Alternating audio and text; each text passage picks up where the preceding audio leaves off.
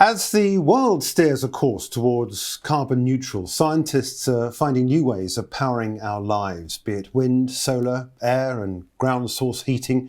Now hydrogen is on the radar. We're talking now to Hydrogen Future Industries, a listed company that was established to focus on projects and companies within the hydrogen economy. Tim Blake, closest to me here in the studio, is the Chief Executive of HFI. Tim, welcome. HFI Energy Systems Limited, I should say, a wholly owned subsidiary of Hydrogen Future Industries. And Dan Mailing is the newly appointed Executive Chairman of the company. Gents, welcome. Tim, to you first of all, and ask the very simple, straightforward question, why hydrogen? How does it fit into what we're discussing? Well, hydrogen, certainly as far as we're concerned, is pretty much the future of fuel going forwards. It gives many options. You can store it, you can move it. It's hugely abundant, it's clean if you produce it properly. So it's a big step forward, I think. Well, that's the key, isn't it? Producing it, in your words, properly. You're an inventor, I believe, of a new way of producing hydrogen, this green hydrogen. Explain what green hydrogen is and how you're going about the process of producing this gas. Green hydrogen is hydrogen that's produced without any carbon created in the process. So in our case, it's from wind energy. Mm-hmm. So if you're using renewable energy to create hydrogen, then it's completely clean. Mm-hmm. When you burn hydrogen in terms of in a fuel cell or whatever, your only emission is water. So there's no carbon off the back of it. So with us, we've been working for a number of years. It's a lot of effort gone into what we've achieved, but really it's a wind-based system that's designed with the purpose of creating hydrogen. Mm-hmm. So it's an entire process. And it's hydrogen for any particular purpose? Yeah, well, there's numerous purposes. So electricity, you can feed hydrogen into natural gas to reduce emissions from gas, chemical applications, and also storage. You know, the biggest issue with renewable energy is being able to use it on demand. So to use renewables on demand, you need some kind of storage. So you've got batteries, etc. But with hydrogen, it's a cheaper, cleaner way of providing energy when you need it. As a consumer, as indeed we all are we going to come into contact with this sort of hydrogen production, or is it really just for commercial use?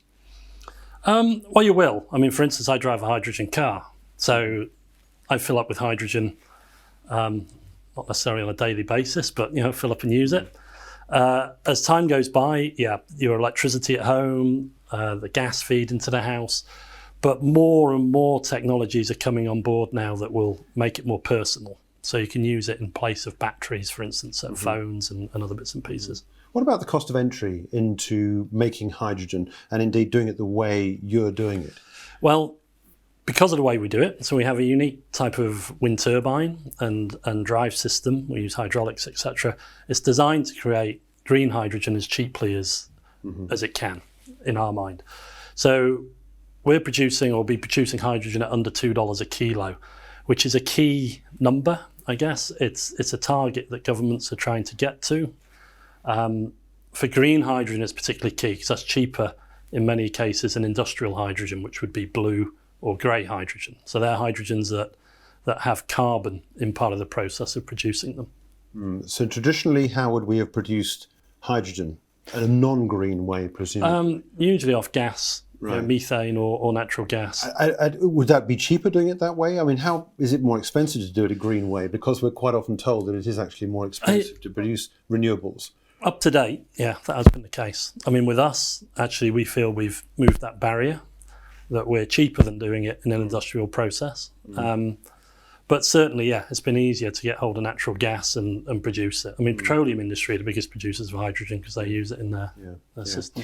Dan, let's bring you in and talk a little bit about the company, the strategy and how you're following it. Before we get into that, very quickly, there's a thing called the Hydrogen Council, isn't there, which I believe you're working alongside or with to get to where you want to be? Look, there's a number of industry bodies around us. I think one thing we've faced being based out of the UK is we'd like to see more government support for the sector. Bodies such as the Hydrogen Council are important in hearing our voice. But I think realistically we'll be going straight into industry type partners to develop what we need to in the next stage. And we'll be focusing on those industry sectors that use a lot of power. So you've come to the Aquis market. You're obviously now engaging with shareholders who have certain demands. What is the long-term plan with your relationship with shareholders and the shareholder returns? What is the business model that you're setting up here? Yeah, look, I mean, we've spent probably the last 18 months since listing consolidating the IP and the ownership structure and making sure that we have the right personnel around us to develop it properly. We've now done that, and Tim's recently come on our register as a major shareholder. The next step is really to demonstrate to everyone that this is a commercial opportunity that we've got. So look for news on who and how we're partnering with people. But the commercial model is we've got opportunities. Ultimately we want to be a producer of green hydrogen. Tim, let's pick up on that point and talk about how you're working with individual sectors, the mining sector in particular, which I know you're closely aligned with. How are you going to be interacting with that sector with a view to making this patent work? Okay, well, when we first set out with the original patents, mining was very much in the forefront of our mind. So we're working within the mining sector, I guess, and we're looking at ways to really change the way that they structure themselves for energy and for the environment. So we're taking the complete system, which starts with the energy side, with the wind turbine side, that's your biggest driving factor for cost, going through to the electrolyser systems. We're patenting our own electrolyser technology right now, which moves us away from the issues with rare earth materials or platinum group materials. We don't have any of that side involved. Making the system works with renewables, which is another issue. And really looking at how the process we're working on now is taking the contaminated wastewater from a mine, cleaning it, turning it into hydrogen to then power the mine from wind energy. So it actually turns the whole mining sector kind of on its head. So you go from a sort of a unclean industry, I want for a polite way of putting it, through to something that's actually moves the ball considerably to becoming a provider of energy and a clean user and provider of energy. And Dan, when will we know more about the associations the company is going to establish with mining companies? Look, these are big groups. They take a while to come up with commercial terms, but I think what we're seeing is a willingness to collaborate. And I would hope over the next quarter we'll be able to share more. Okay. Where do you go from here? What's the structure of the business? How are you going to engage more with shareholders? Are you having to raise money? Is the balance sheet set up to pay your way for a considerable time, or what's the situation about the company structure? We've got a decent roadmap in terms of opportunities ahead of us, and a cash balance sheet which is there to see those through the foreseeable future. I think what we'll see is people probably coming to us with investment opportunities, which will hopefully unlock and accelerate some of these plans. Using the technology that you've got, which no one else has, because you have proprietary control over these. That's right. That's right. So is that something which you end up having ultimately to sell out of and work with the company on a joint venture process, or are you going to be using the technology yourselves? What's the way in which you move forward with this? Look, I think initially it'll be partnering through special structures whereby we both groups get the economic benefit, from what we produce and the adoption of our technology. Sooner or later there'll be one sector that probably dominates that opportunity, and we'll have to focus in on that. But for now, it's all about controlling the IP, developing it, de-risking it to the level where we can commercialise it, and having Tim come in and as an owner of our structure is really solidifies that approach. You are Aquis listed. Why Aquis? Look, we had a group of investors around us that saw the opportunity in hydrogen as a thematic. So we listed as a cash shell effectively. Aquis provided the right support and platform and certainty around the structure and timeline for us to go and cement that investor interest in our structure.